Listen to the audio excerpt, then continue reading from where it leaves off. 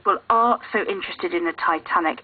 And what do you think about someone who would spend £70,000 on a menu from the ship? 81333 to text me. Start your message with the word Somerset.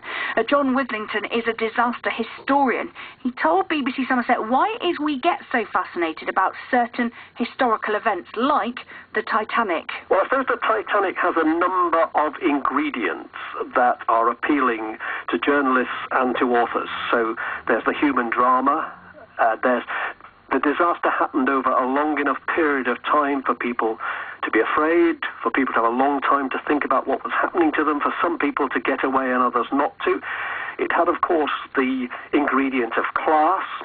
There are these constant arguments about whether people in first class were given unfair advantages in terms of getting into the lifeboats.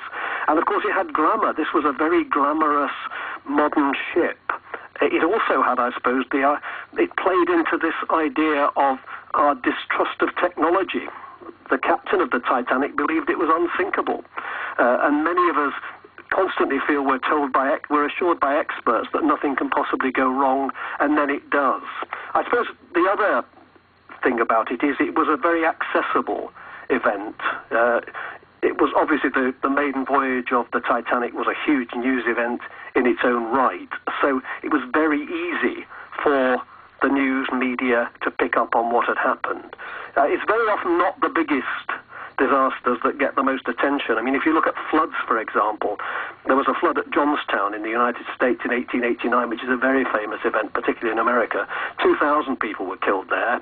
A couple of years before, the Yellow River flooded in China, and about 1 million people were killed. But that never had quite the profile of the Johnstown flood, which became the subject of cartoon films, documentaries, silent movies, and if you look at shipwrecks, the Titanic wasn't, of course, the biggest shipwreck either.